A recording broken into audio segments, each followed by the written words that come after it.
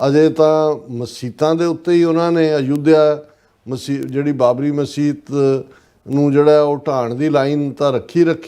ਜੇ ਅਸੀਂ ਮੰਦਰ ਬਣਾਤਾ ਹੈ, ਅਸੀਂ ਫਲਾਣਾ। ਹੁਣ ਕਾਂਸ਼ੀ ਮਥੁਰਾ ਬਾਕੀ ਹੈ, ਉਹ ਵੀ RSS ਦੇ ਮੁਖੀ ਨੇ ਕਹਿ ਦਿੱਤਾ ਕਿ ਜੀ ਅਸੀਂ ਭਾਵੇਂ ਵੱਡੇ ਲੈਵਲ 'ਤੇ ਪਾਰਟਿਸਿਪੇਟ ਨਹੀਂ ਕਰਾਂਗੇ, ਪਰ ਸਾਡੇ ਵਰਕਰ ਜਿਹੜੇ ਨੇ ਉਹ ਕਲੇਮ ਇੱਕ ਪਾਸੇ ਉਹਨਾਂ ਨੇ ਉੱਧਰ ਸ਼ੁਰੂ ਕੀਤਾ ਹੋਇਆ, ਦੂਸਰੇ ਪਾਸੇ ਜਿਹੜੀ ਅਰਬਾਂ ਖਰਬਾਂ ਦੀ 20 ਲੱਖ ਏਕੜ ਤੋਂ ਜ਼ਿਆਦਾ ਜ਼ਮੀਨ ਪ੍ਰੋਪਰਟੀਜ਼ ਦੂਜੀਆਂ ਉਹਨਾਂ ਨੂੰ ਸਰਕਾਰ ਆਪਣੇ ਜਿਹੜੇ ਨੇ ਕੰਟਰੋਲ ਦੇ ਥੱਲੇ ਹਥਿਆਣਾ ਚਾਹੁੰਦੀ ਹੈ। ਔਰ ਇਹ ਪਾਰਲੀਮੈਂਟ ਦੀ ਡਿਬੇਟ 'ਚ ਇੱਕ ਮੁਸਲਮਾਨ MP ਨੇ ਉਹਨੇ ਕਿਹਾ ਅੱਜ ਸਾਰੇ ਚੁੱਪ ਕਰਕੇ ਤਮਾਸ਼ਾ ਦੇਖ ਰਹੇ ਨੇ, ਨੈਕਸਟ ਸਿੱਖਾਂ ਦੇ ਗੁਰਦੁਆਰੇ ਹੋਣਗੇ, ਬਿਲਕੁਲ, ਫਿਰ ਬੋਧੀਆਂ ਦੀਆਂ ਮੋਨੈਸਟਰੀਜ਼ ਔਰ ਦੂਸਰਾ ਹੋਏਗਾ, ਫਿਰ ਜੈਨੀਆਂ ਦੇ ਹੋਣਗੇ। ਔਰ ਇਹ ਬਿਲਕੁਲ ਠੀਕ ਹੈ ਕਿਉਂਕਿ ਜਿੱਥੇ ਇਹਨਾਂ ਦੀ ਜਿਹੜੀ ਨੀਅਤ ਹੈ, ਔਰ ਮੈਂ ਜਿਵੇਂ ਪਹਿਲਾਂ ਕਿਹਾ ਵੀ ਇੰਦਰਾ ਗਾਂਧੀ ਨੇ ਤਾਂ 84 'ਚ ਹੀ ਕਰ ਦੇਣਾ ਸੀ,